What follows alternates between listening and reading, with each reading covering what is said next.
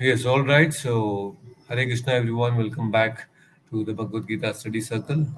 So, we are here discussing chapter 9, and we have, all right, we have Achutanji also joining us on YouTube. So, there are some very interesting things that we have discussed in the previous session, and this is session number 92.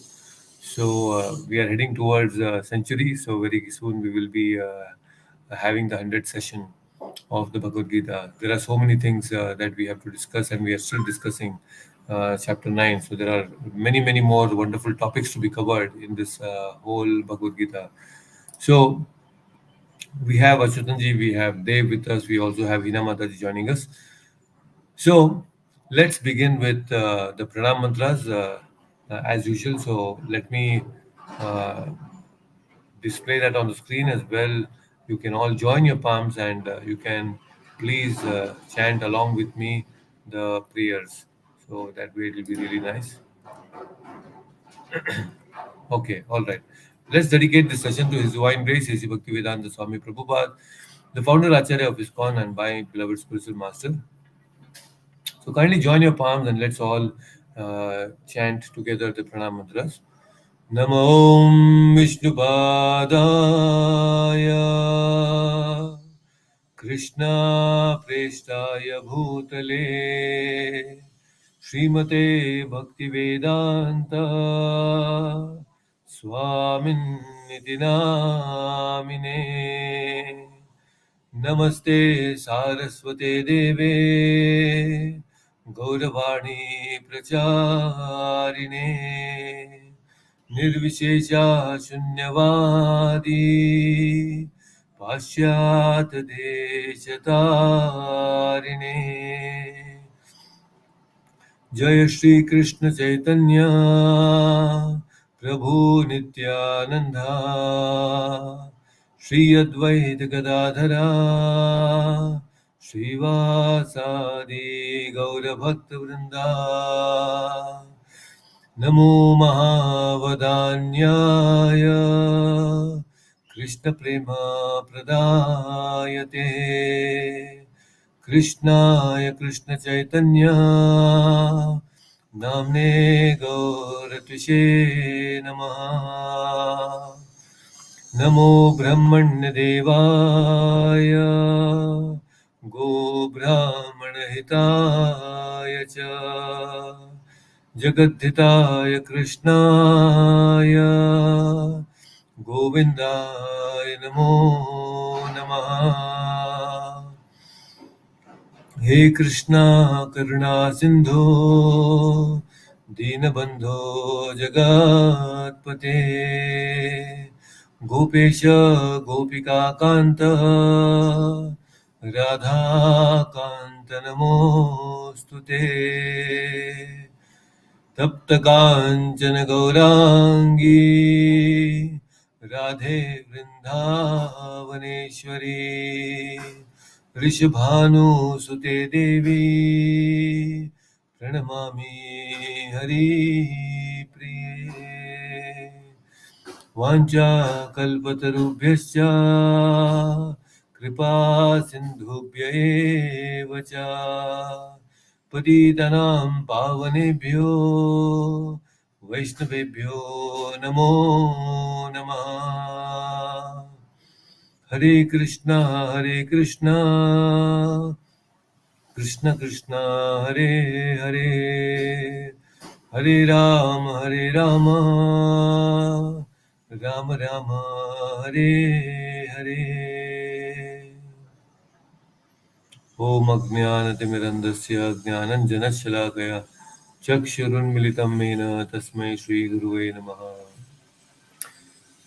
Hare Krishna. So welcome back all of you for the Bhagavad Gita study circle. So in the previous verses, we have understood few things. Let me quickly recap the previous shlokas. So in the 9.15, uh, Krishna says, Jnana yagnena chapyanye yajanto mam upasate ekatvena pratatvena bahuda vishato mukham. So he said that how there are a lot of people who understand me through jnana and pratatvena. So, in many varieties of ways, they can understand me. In very diverse ways, they can understand me. And also, there is a universal form. We discussed about how there are different types of universal forms. Uh, so, it is a very gigantic form of the Lord, which includes everything that is material. So, the universal form of the Lord is material in nature. It is completely displaying all the material energies of the Lord. Very, very powerful, very, very ferocious. Not easy to contain within our two eyes. It's very difficult to conceive. So it is of a different dimension altogether. So we humans can only perceive about 3D, three-dimensional things. Beyond that, we cannot perceive. So world is not just about three-dimensional. The universe is having multi-dimensions. Sometimes I've heard from our devotees also there are 64 dimensions. Although I'm still looking more details on this particular thing, 64 dimensions, because the devtas, the way they look at the world is different from the way we look at the world, because the dimensions are very different. We are limited to 3D. If you ask an ant is having capability of only 2D, two-dimensional things. So everything around it, whatever it sees only in two dimensions.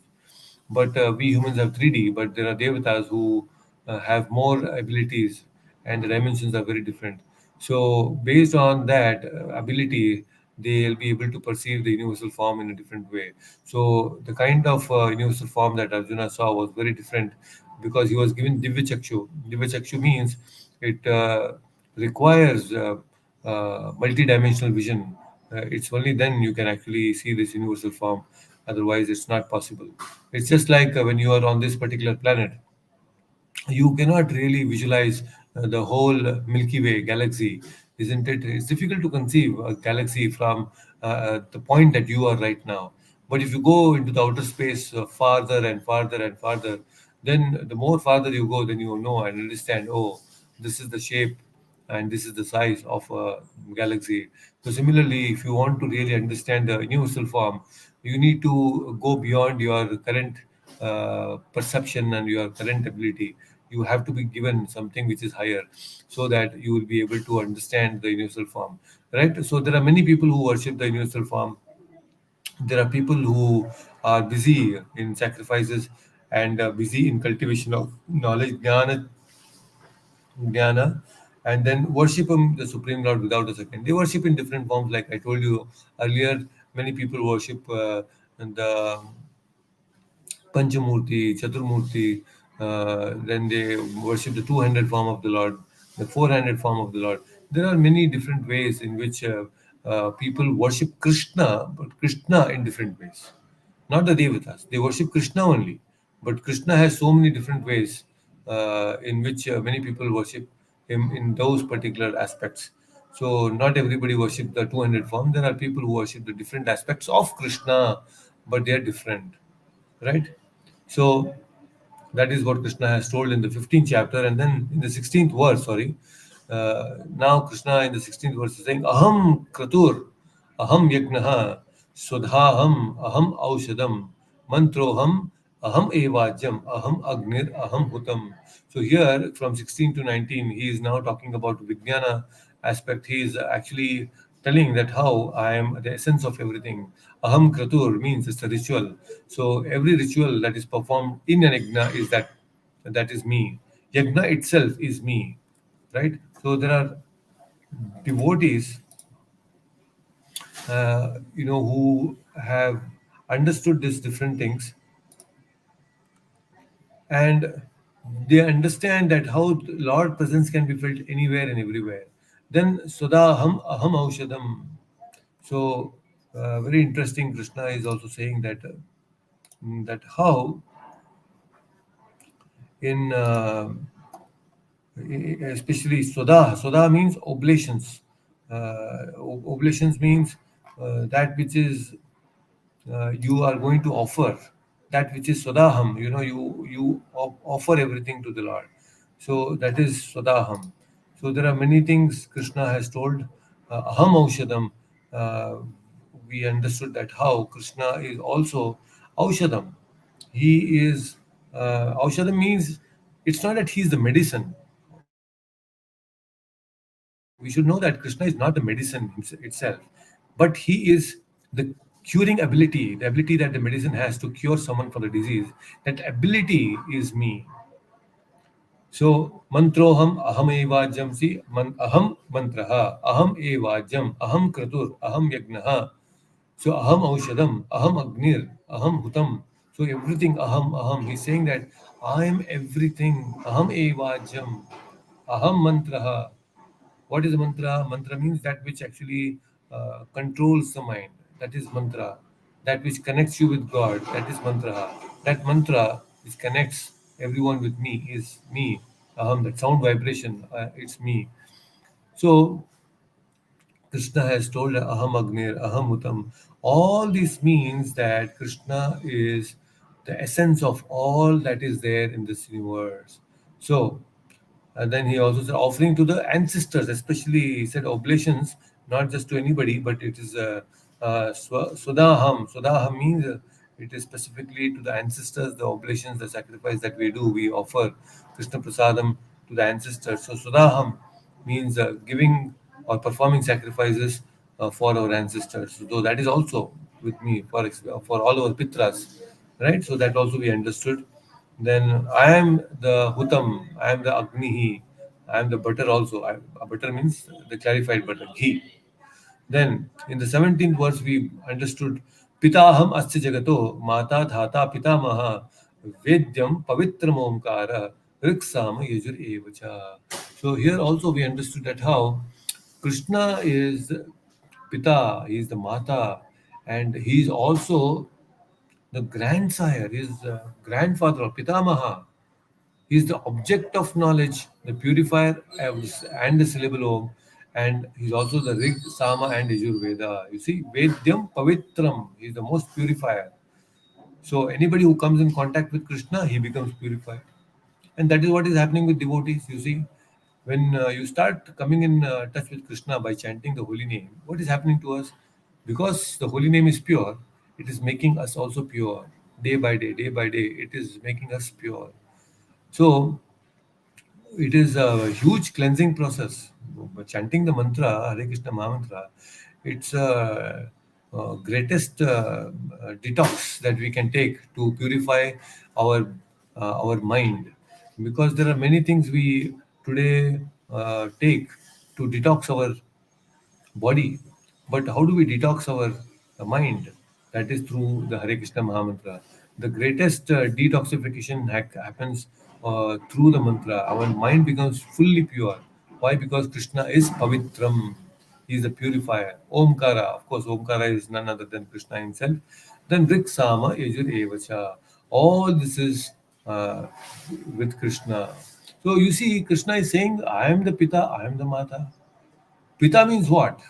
Pita means we should understand it is not just somebody who creates us is called a Pita.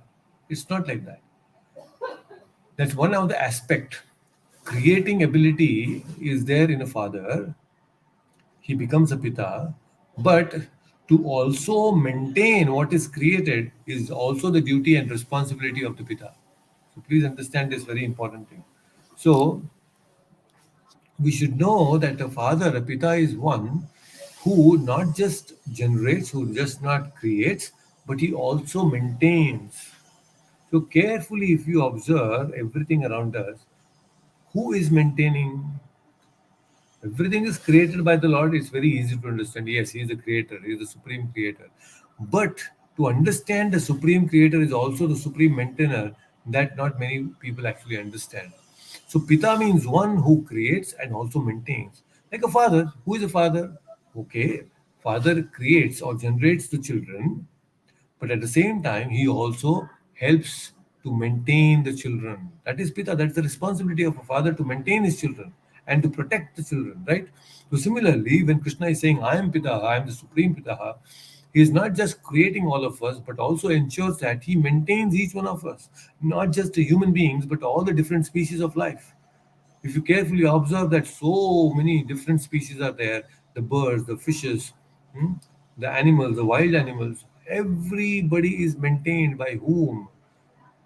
Everybody is maintained by the Supreme Father. In the jungles, it's so difficult sometimes. We cannot sustain easily there. But the animals, nicely they are there. Birds, everybody is getting their roti, kapda, and makan. Who is maintaining? We are not maintaining because we are not the creators. We have not created them, we cannot maintain. Forget about creating all the animals and birds. Maintaining that which is created by us itself is so big task, isn't it? It's not so easy to maintain. The children today, lakhs of rupees of fees everybody have to pay for the schools and education, and every day their basic needs have to be taken care of. Maintaining children is so difficult. Just one or two children, it becomes so difficult for us. Now, Lord is supreme. That is why his ability to maintain is so huge. He can maintain every living entity on this planet and the whole universe, actually. So that is why he is the Pitaha. Pita means he generates and he maintains. He's also Mata. Mata because Mata, what she does, mother nourishes, right? The nourishes, the father actually creates and maintains, and nourishment to the child is given by the mother. So all the nourishment that is happening for all of us is coming from the Supreme Lord. He nourishes our body in so many different ways, giving us the right proper food, giving us the timely sunlight, moonlight. He gives us rains, water. Everything is there. Why? Because ultimately the nourishment is taken care by Lord. That's why He is Mata also. We may have our immediate father and mother who have given us birth in this material world, and they have maintained us to some extent. But ultimately, if you go and analyze deeply about it, think about it deeply, you know that each one of us is actually maintained and nourished by the Supreme Lord. Otherwise, without the creation of the Lord, how can we maintain and nourish ourselves? Everything is ready-made, readily available. Lord has made everything available for us. That's why we're able to maintain and nourish to some extent, isn't it? Otherwise, without all the raw materials, how can we maintain? Because Lord has provided all the raw materials, we are able to maintain and nourish ourselves. Otherwise, it's not possible. And see, after doing so much for all of us, instead of having gratitude to the Lord, there are some so-called buddhijivis, jivas, who actually they do not accept the supremacy of the Lord like this. If you just understand, please try to think about it, where there's a mother who bears a child for 9 months, and she is very cautious to take care of every need of the child within the womb and uh, during pregnancy as well as post delivery.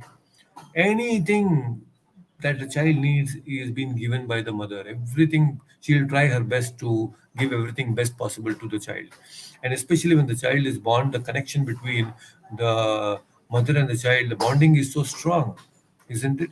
So any uh, silence, she'll become agitated. Oh, my child is not crying out, or my child is not making any noise. She becomes even uh, anxious if the child doesn't make any sound. So much of anxiety is there because there is a strong bonding. And now, on top of that, when there is a strong bonding and she has created a wonderful child, somebody goes and tell, "Hey, what is this? You don't have a child. There is nothing called a child. You are not a mother. You are not a child. You don't have any child that you call yourself as a mother."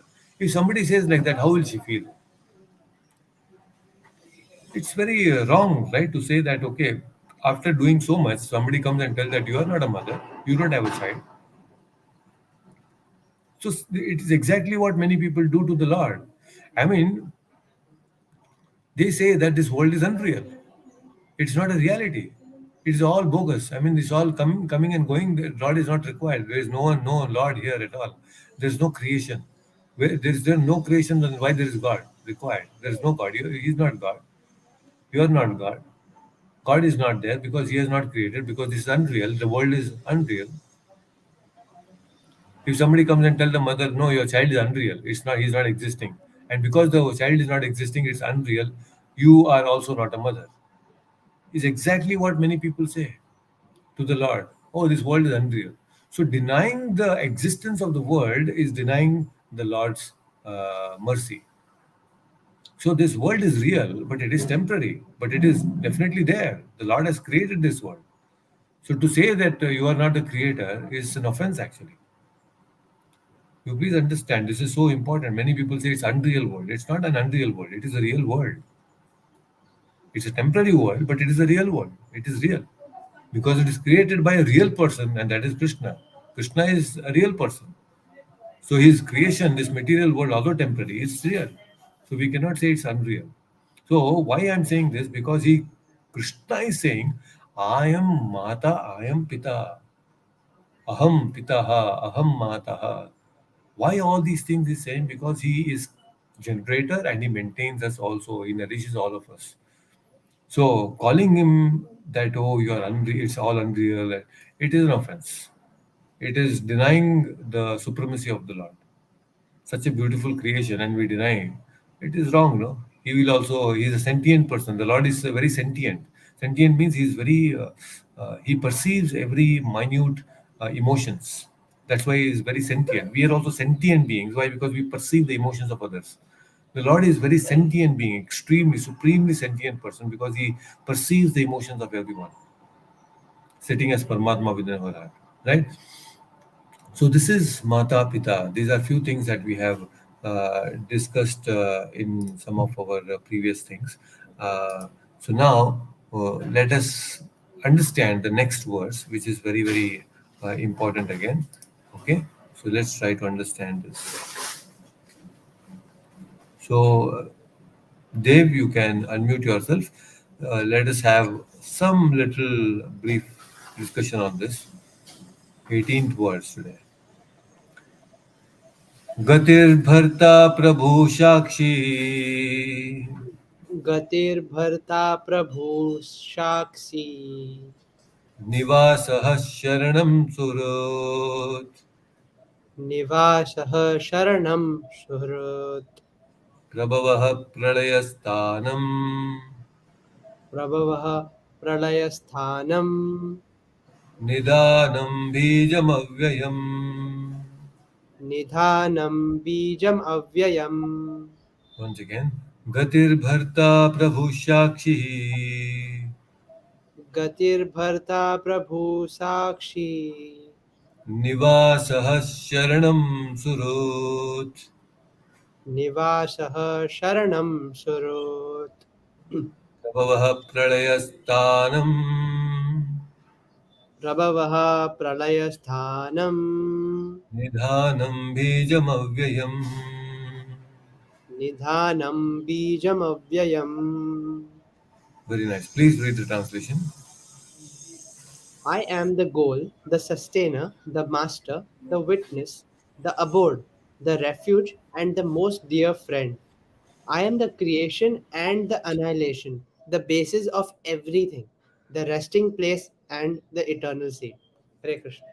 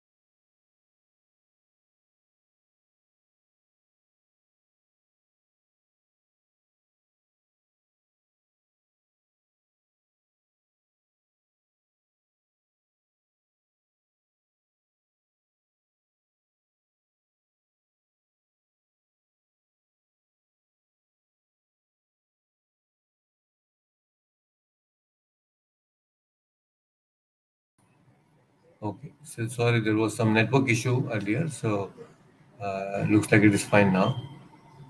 All right. Yeah. So can you please repeat again? Let me share the screen. Yes.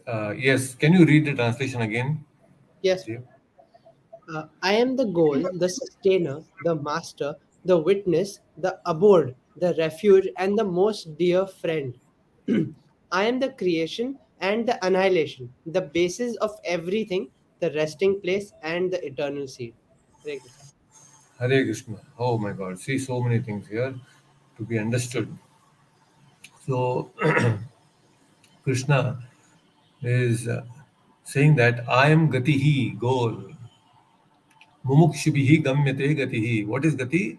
So, for anyone who wants to attain the ultimate goal of life, Krishna is saying that I am the gatihi. I am the supreme goal. Everybody is actually looking for an ultimate goal.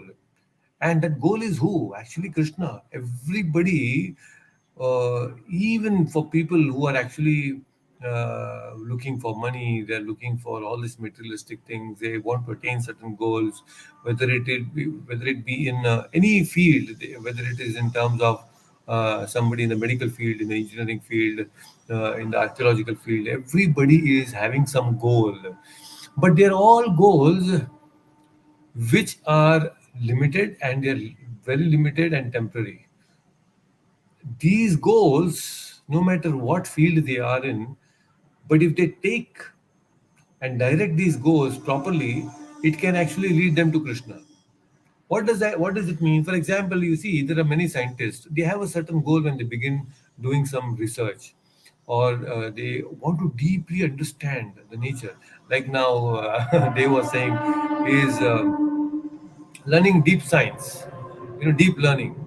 So when go deeper, deep learning means you are going deeper and deeper and deeper in developing certain algorithms which will behave exactly the way humans or any other cognizant animal or species behave. Isn't it? That's our plan. That's the goal. Gatihi. So when you go deeper and deeper and deeper, how do we as devotees connect it? The deep learning. The deep learning we connect it saying that how yes, already the deep learning is there, created by Krishna. So when you go deeper into any field, even the scientists, they are forced to believe in science, they're forced to believe in God.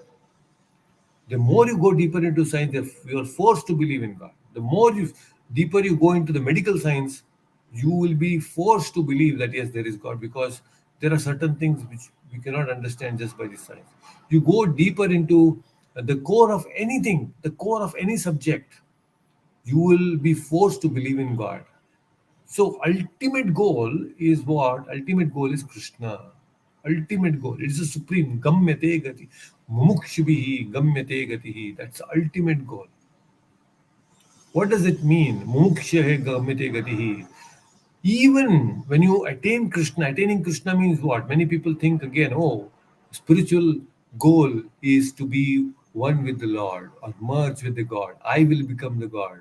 Like that, many people, even there also, they get confused.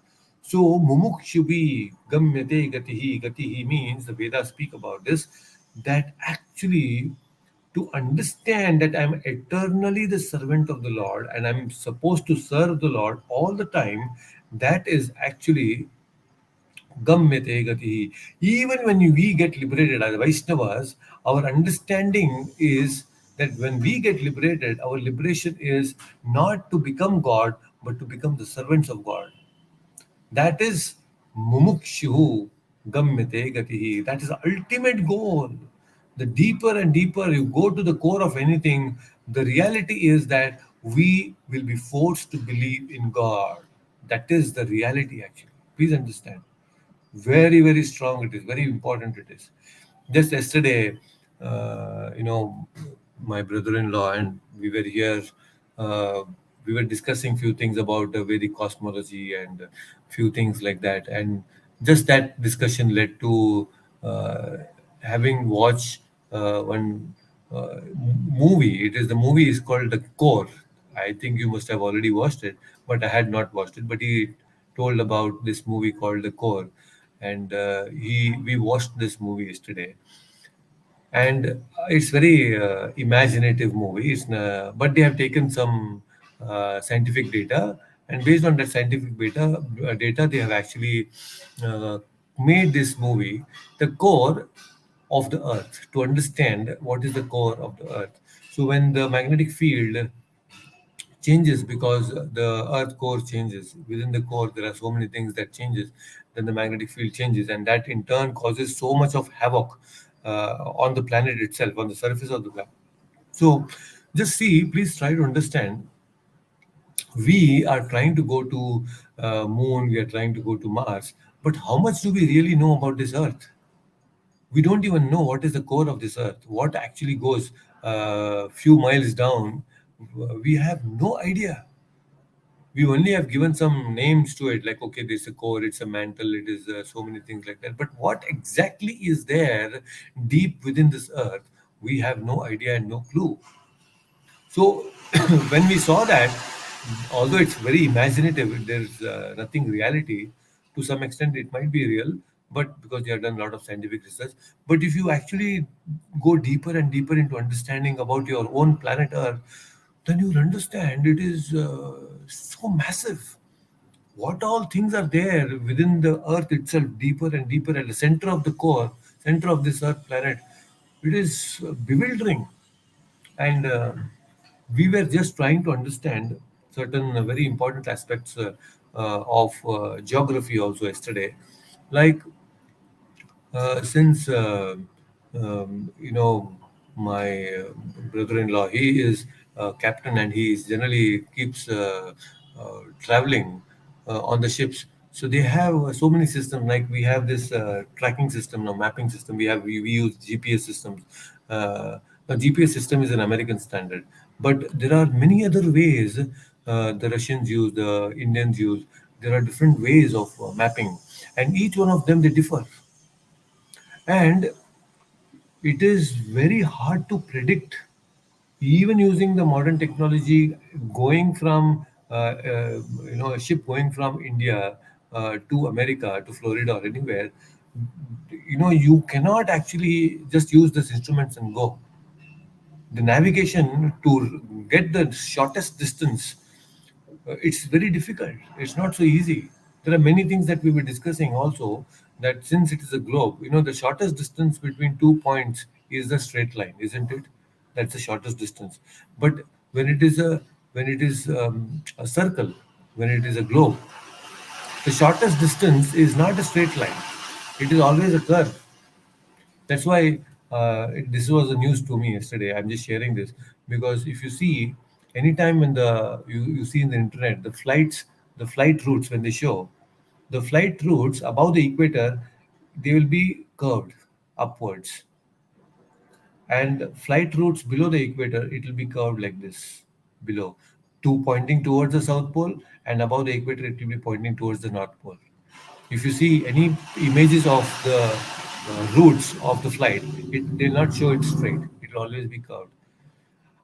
Why I'm saying all this is to understand that how, when we want to achieve certain goal, it is not so easy. It's not so easy to understand this creation of the Lord.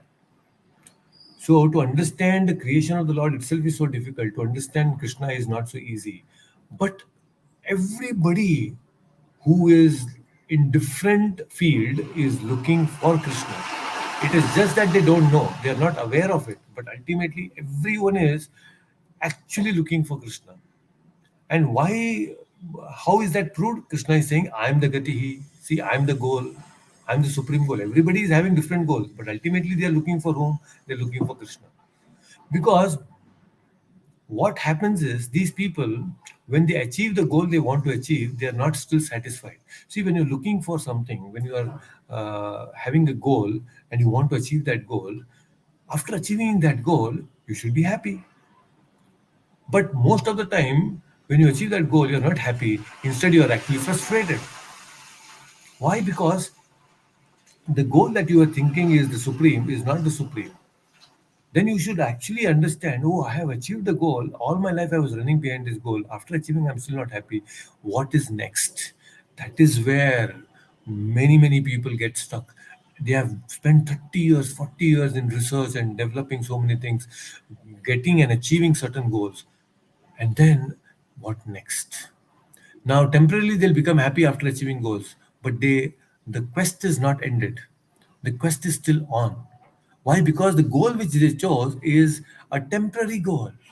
No, recently the scientists in NASA, just 2 days ago, when the satellite crashed the asteroid, they were all jumping with joy. Do you think that joy will be there all the time? After a month and all, they will be thinking, what next now? Okay, we achieved the goal of crashing this satellite and the asteroid together, and we got some beautiful images and all those things. But what next? What are we supposed to do? Then they go on like that. And every time they achieve the next goal, material goal, they will not be satisfied. They will always be frustrated. Why? Because they have not reached Krishna yet. So please see your position now compared to all these different people, the scientists and everybody, all the people who are running behind so many different goals. Somebody's goal is to become richest person. Somebody's goal is to become the very intelligent person in a specific field. Somebody wants to become a very good cook. Somebody wants to become a great person with art and music and dance. So many goals everybody has, but the perfection will come, or the quest for achieving goal will be complete only when we attain Krishna. So now, theoretically, your position is, at least you know that the supreme goal is Krishna. So do not first thing compare yourself with anybody, because what position that you have is very special. All of us, especially Vaishnavas, devotees, you should never compare yourself with any materialistic person. Materialistic person, or anybody who is very good in singing, in dancing, in cooking, or in intellectual abilities, or in administrative abilities, or any ability for that matter. You may feel yourself, oh, I'm little lower than that person. That ability might be there in him, but I don't have that ability. But you know what speciality that you have? The speciality is that all those people who are glorified for their temporary goals is also very temporary. The glorification is temporary. But here you have a goal that is Krishna, who is the supreme goal. So that makes all the Vaishnavas, all the devotees very special, because you are actually having a goal which is the supreme. So that way, we should never get disappointed by looking at others. Do not get disappointed by anybody else, because your goal is much more beyond than what goals those people have, materialistic people have. So that is a very special position that all of you have. You should never underestimate yourself as a devotee, because your devotee position is very supreme. You have the highest. All these people around you will get frustrated one day. You will never get frustrated. That is the speciality and the beauty of this goal that we all have. Bhagavad Gita, we want to read and understand, is the supreme goal, because you are understanding the supreme personality. So your position as a devotee is very special. So never you should compare yourself with others. That also insulates your mind from the feeling of being deprived of something. No, you have everything with you. Krishna will supply as per our karma. Everything will be supplied to us. But the most important thing is we have Krishna as the supreme goal. Because once you achieve that Krishna, then that Krishna consciousness, then there is no more frustration. That is the beauty of this. That is the beauty, right? So that's why Gati He. So He is the ultimate Gati. He is the ultimate destination for all of us. Then He is also Bharta, sustainer. That we have already told earlier also, that how Krishna sustains everything. So everything is resting upon Him. The big planets, who is floating them? Can just think a little bit. One small satellite. These people live in the space, and they become so happy. One small satellite. Big planets. They are floating exactly, perfectly in their orbits. Time in, time out, 24 bar 7, everything is moving so systematically. Who is sustaining big planets? Huh? Earth itself is so huge, containing so many people. 8 billion people are there on this planet. And Jupiter is so many times, 10 times or 80 times, or I don't know how many times bigger than Earth. Big planets are floating like that. Everything is sustained by Krishna. Big galaxies are sustained. So not an ordinary thing. So Bharata, he is also a Bharata. If he can maintain such big, sustain so many big planets, will he not maintain and sustain our life on this planet? Easily he can do that. Not a big deal for Krishna at all. That's why when we see all these things, no, when we compare like this, we will know the greatness of Krishna. All this is helping us to understand the greatness of Krishna. So that is very special. Then Prabhu, he is also the Lord and the Master. That's why he is not an ordinary person. He is Prabhu. He is very special Prabhu because he is not an exploitative master. He is not an exploitative Prabhu, but he is a very compassionate Prabhu. That is the difference. Very special Prabhu he is. The Lord is not ordinary master. He is not an exploitative master. He is a very wonderful master, isn't it? And then he is also Sakshi. Sakshi means Sakshat Ikshate iti Sakshi. What does it mean? The Vedas say there is one Anga, Palashya, one Anga of Vedas, where it is said the meaning of Sakshi is very nicely said. Sakshat Ikshate iti Sakshi, which means that the Lord is a witness. Witness means he witnesses everything, but to witness, he is not dependent on anything. So, for example, if I have to see what is happening to Dev, uh, now I need a certain medium here. What is that medium? I need internet, I need a laptop with the camera, and the laptop should be charged. You see, there are so many dependencies. I am dependent. If I have to see what is happening with Dev right now, I am dependent on so many things. But the Lord is not dependent on anything. Being here in this position, he can exactly see what is happening. He can witness everything that is happening to Dev in Mumbai. He does not require any of these material things to visualize, to witness anything. Though that is Shakshi. Shakshi means his senses are so powerful that he does not depend on anything to witness anything.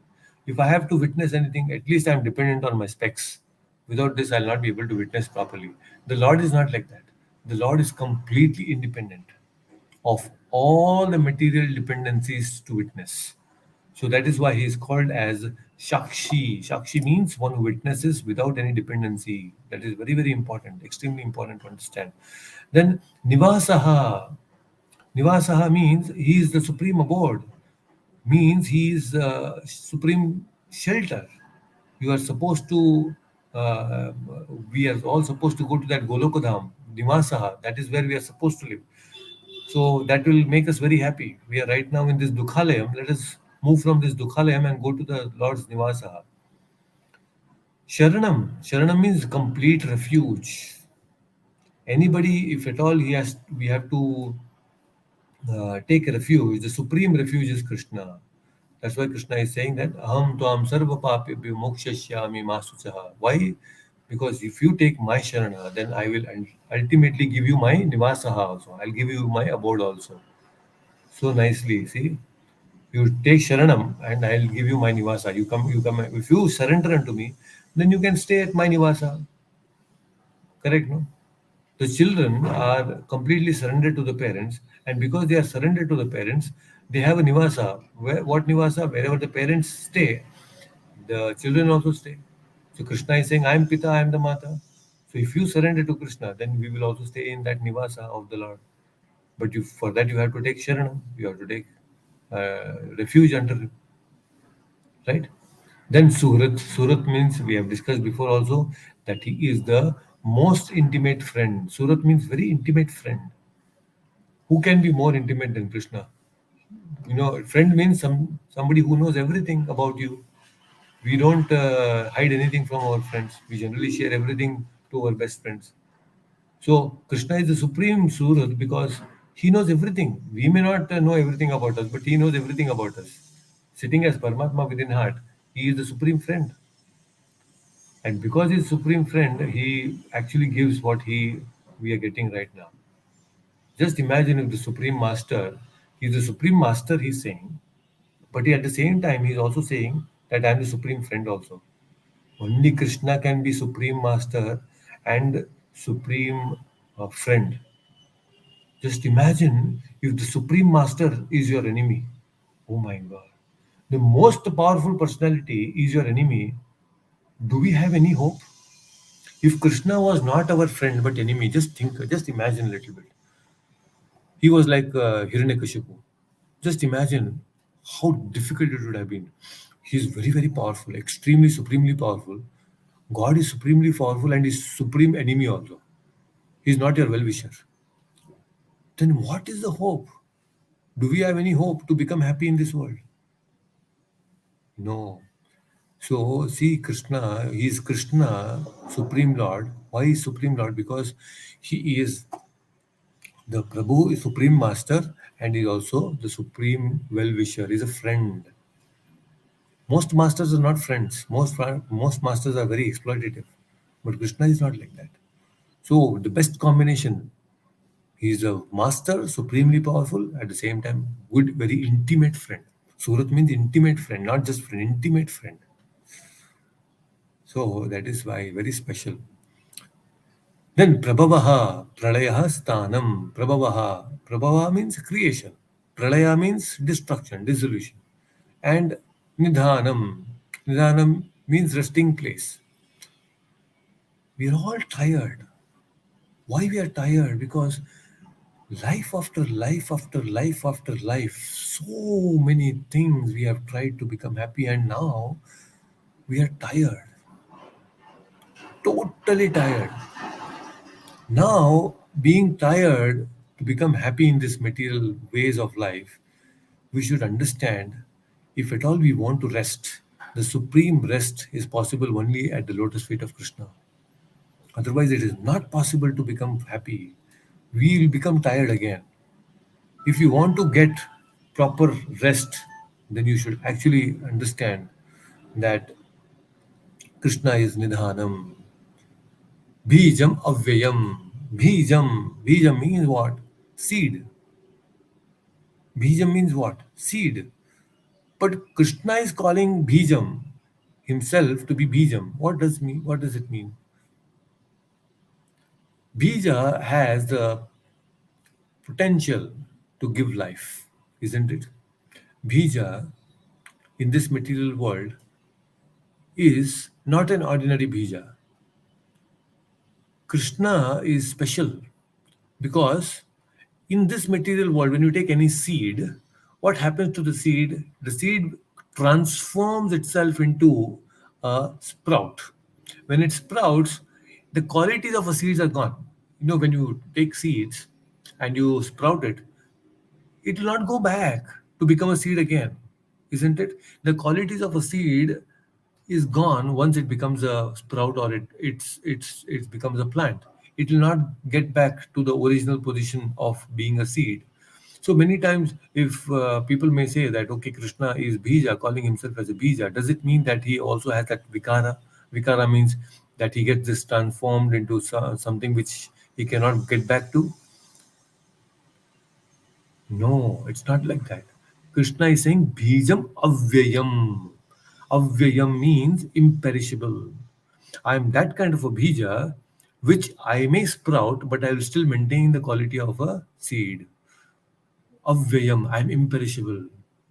So here in this material world, you take a bija, it is perishable. It becomes sprouts, it will become a plant, it will become into tree, everything. But slowly that bija quality is gone. It is imperishable. It is perishable. But Krishna is that kind of a bija which is imperishable. Difficult to conceive all these things. So whenever you look at a seed, any seed, you take uh, you groundnut, you take a flax seed or whatever seeds you want to see. You see the seed grains, all these flowering seeds, any seed you see. Krishna is saying, "I am that bija." Bija means what? I am the quality in that bija. I'm such a bija that avyayam, I'm imperishable. These seeds are perishable. They give life and they are gone. But I am imperishable. That's why millions and millions of years the creation is going on, the whole srishti is going on, pralaya is going on, prabhava is going on, sthanam is going on. Continuously everything is going on because he's imperishable. He's imperishable. Just see in this one sloka, so many things are there. He is saying that I am the ultimate goal, I am the ultimate sustainer, I am the ultimate master, I am the ultimate witness, I am the ultimate nivasaha, the place of staying, I am the ultimate refuge, I am the most intimate friend, I am the creation, I am the destruction, I am the ground, sthanam. Everybody, we are walking on sthanam, I am that ground on which you walk. Nidhanam, resting place, bijam, I am the bija.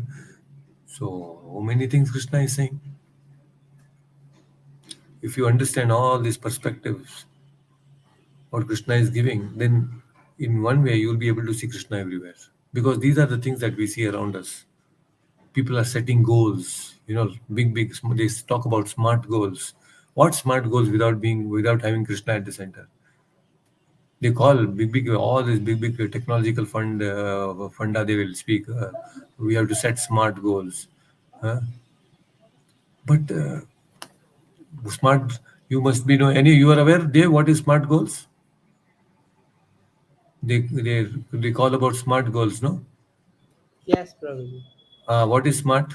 Eh, Uh, I don't remember all the full forms, but one is like time bound. Then Correct. I don't remember the full form, but yeah, I have You have heard. heard about it. Yeah, yeah. See, so S stands for specific. When you set goals, it needs to be very specific. I want to become rich. Are you want to become rich? How rich are you? Do you want to become? You want to earn 1 million in a year, 2 million in a year, or there is a goal. Oh, I want to reduce my weight. I want to reduce my weight is a goal. But how much weight do you want to reduce? Be specific. They say, no, I want to reduce 8 kgs, 10 kgs. That is specific now. So that is being very specific. SS stands for specific. SM. M means measurable. That which is measurable. For example, 8 kgs, 10 kgs I want to reduce. That's measurable. So you cannot set goals which is immeasurable. You cannot set goals which are which is beyond your conception. So measurable, that which is measurable. Okay, I can actually in a month, in a week, I can track it. So that is measurable goals. So that is then SMA. A means attainable. Attainable means something that which you can achieve, not that unrealistic goals. I think, yeah, A stands for attainable only. Something which you can attain, not beyond your capacity. And it should be R. R means realistic. Not that, okay, I want to go, I have a goal. What is that goal? I want to, in a year, I want to go to the Pluto and come back. It's unrealistic. You want to go have space travel. I'll go and come back in 1 year. 1 year. It's unrealistic goal. No, I will build a building in the middle of the ocean. Yeah, unrealistic goals. So we should not have this unrealistic goals. Your goal should be realistic. And yes, like you said, T stands for time bound. You see, people talk about smart goals, everything, many things they talk about, but they are really not smart because they are not smart to identify that supreme goal is Krishna. So your smartness is all gone because you have not identified Krishna. Just see how व्यर्थ it is. It may sound very nice. Oh yes, be very specific. You have to set smart goals. Very nice. People are enthused. But then ultimately, it's not a goal. You will become frustrated there also. In spite of having set smart goals, you will become frustrated because you have no Krishna with you. But if you have Krishna, they'll all be happy. So there are like this many things Krishna will say. In fact, I wanted to discuss 19th verse also, but this itself we have taken some time and there are some other engagements. Evening also, I'll let you know. I want to definitely conduct the evening session also. I'll quickly try to schedule that and let you know by afternoon, maybe by 2:30. I will try to share the link. If there are no plans in the evening, then I will definitely we will have the session. Okay. So any questions? Let me check if there are any questions. In the, yeah, let me check. So they were saying our GPS is Guru Parampara system. Exactly. We call GPS is Guru Parampara system, and that is true. And at the same time, there are we may think it is GPS is perfect, but it takes us to the right position, right time. But many things are very complicated when it comes to even global positioning system. Right now, because people are following just one system, they are able to get certain things, but it's quite complicated. The way we look at the global globe map is very different from reality. So Greenland and this Iceland, they look very big, quite huge land or tract of land. It appears to be like that in the maps, but in reality they are small. So the way we perceive the world is very, very different. So there are many things which are affecting the way we understand this world. If you try to go into details, it is just bewildering. Krishna is so bewildering, not so easy to understand his creation, not possible. Okay, so these are just few things that we have discussed, and the 19th verse again, Krishna is going to share some more very interesting things, but I think we will take that in the next session. And evening also we'll try to meet again for the session. I'll let you know by post lunch. I'll give you the link. Okay, if there is any change, I will let you know. All right then. So please get ready. And I spoke to Achutanji also about the trip, and also his son's marriage is in December, so he's quite busy with those things. So sometimes he's not able to attend the session. In fact, he called me yesterday. I told him that no matter what, you stick on to the plan of coming to Vrindavan so that it will help. And he has said yes, he will definitely, because he's the one who was very overjoyed when we heard about this trip. He wanted to very much join. So I am just telling him to be there and without any change in the plans. So he definitely wants to come. So very nice opportunity that we all have got to be in Vrindavan during the Kartik month. Very auspicious. That will make us reach our supreme goal very soon. Actually, we will progress so fast towards our goal. Just being there in Kartik Mas is going to be very multifold benefit, spiritual benefit that we all will get. All right. So, ठीक है. So we will meet then again in the evening. I'll let you know very soon by afternoon. Until then, please take care. Hare Krishna. Hare Krishna.